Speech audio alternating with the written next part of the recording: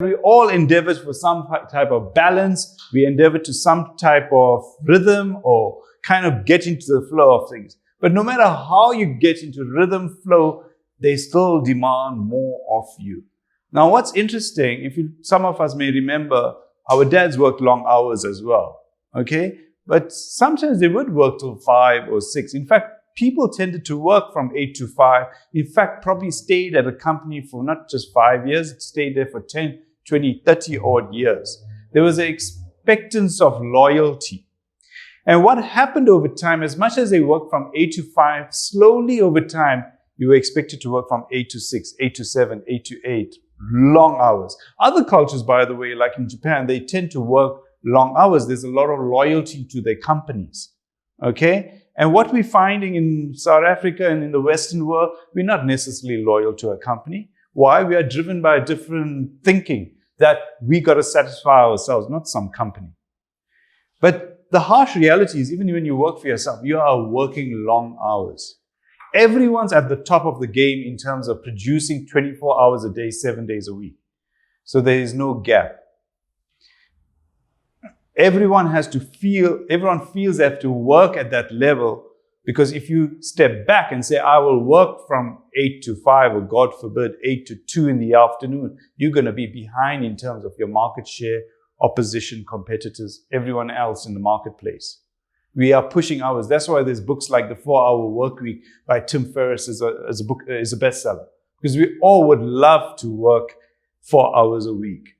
Okay, and as much as you think he's going to give you, well, to some extent, maybe one would argue he does, some kind of deal that's going to go viral. He gives you a way of structuring your week that you get others maybe to do the work for you. Someone in China or India, you phone up and says, show me where the nearest laundromat is, and they check on Google Maps or something to that extent. Yes, it gives you far more advice than that, but we all want to work smart and achieve that space.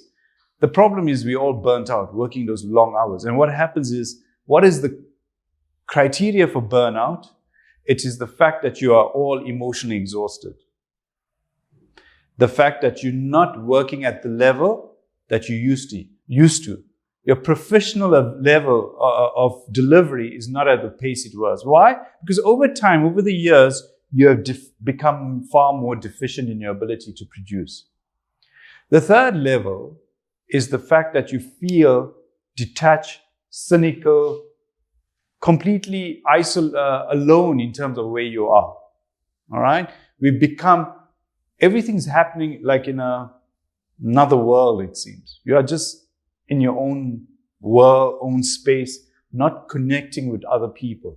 And those are the 3 fundamental criteria to burnout, which the World Health Organization accepted as an illness in the last few years, in fact. Okay? And what is happening, we are seeing far more people in that space. Why? Because we're all on this hamster wheel, this bandwagon that we running till the petrol literally gets exhausted in our tanks. And what then happens is you and I then resort to substances or vices to keep us going. All right? Because the alcohol or the substance or the alcohol, if you think of it, becomes a lubricant to keep our bodies going, right? It switches you off. When you get home at night and you want to sleep, you know your mind is still racing, thinking of the report you got to deliver on. So you are using to switch the mind down. Then you get up in the morning, then you got to take an upper. Okay, some of us take some really crazy uppers, but generally, societally, we accept caffeine, coffee, tea, and sometimes we'll take up to 5 cups a day, and then we'll get to energy drinks to keep us going. And so much as we're taking uppers, we then get back in the evening and we're getting into the downers again. And on a weekend, you got to take the numbers. I'm just made that word up. Something to numb us, right?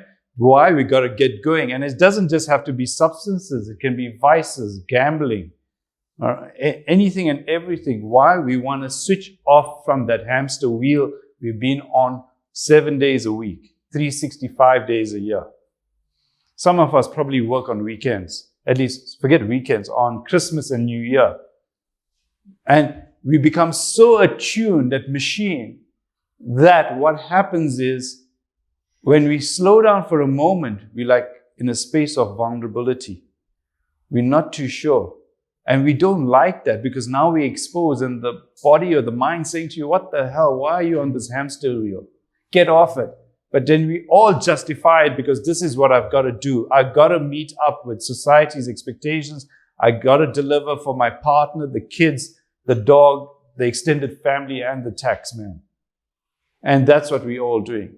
And then what the substances also help us is achieve a space of where we just numb to consider the fact that, hey, maybe I need to change my lifestyle. So we're all working damn hard. And yes, the colloquial and the easy thing to say is work smart. But to take that step into smartness is challenging because being smart in the way you work means you must not follow the crowd anymore. And the danger with that is fear, because you're going to be criticized and judged. And human beings, we want to be part of the crowd. In fact, using substances as well, you mentioned the word triggers, and the old people you used to go back to, you feel you're going to be judged and criticized because those were the guys you hung out with. They've seen your dark side. Now you're going to try and be light and be someone different. Who the heck are you? All right, what made you so different? You're just like one of us. And that story, they're not necessarily telling you, but it's playing out in your mind. And you now got to find a new group to hang out with. And they are the ones who go to bed at 10 o'clock in the evening. I mean, what's wrong with them? Okay? Your party only started at 10 o'clock and ended on Monday morning. Now you got to change your tune.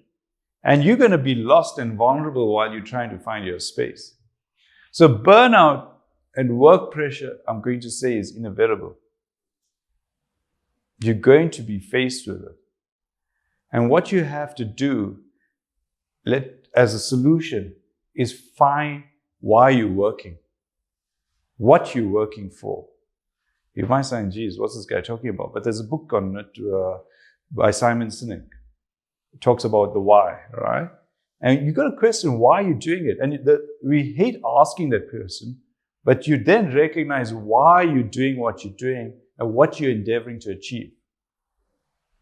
If you're doing it as much as you're doing it for the love of it, I don't know how many, yes, maybe for the love of it in the first year or 2 or 3 if you're lucky, but after a while, that hamster wheel seems to grind on you. It gets too much. And then you got to question, wait a minute, is this what your life is about? Because what you tend to do with this workspace, it creates this monster and it just kind of gets too much for you. And you got to step back and recognize what you got to do. And when you ask the question why, you introspect and reflect. And if you go deep within, you actually have an answer, a solution to changing your life and how you see the work environment. Rather than competing on comparing yourself to others in your workspace, you then create your own space to work in. What happens is we get caught up in work pressure because there's a scarcity of resources, time, money, but we have to tap into the abundance and get into a space that allows us to deliver far more than the original workspace offered. So you got to change how you see it. And it means going deep within yourself and stepping off that hamster wheel of sort and shifting your direction in where you're going with your work. Rather than seeing yourself in a local environment, you got to see yourself in an international environment. Where do you fit in? You got to make it happen for yourself. So you determine your work hours rather than someone else determining your work hours. At the moment, in the bad old days, good old days, if someone wanted you to work, they probably caught you, put a noose around your neck or a chain and made you work. Okay? And most of us may argue today is no different. Except they make you sign on a dotted line. Okay? And then you got to work until someone might pitch with a box and says, we walking you out of the building.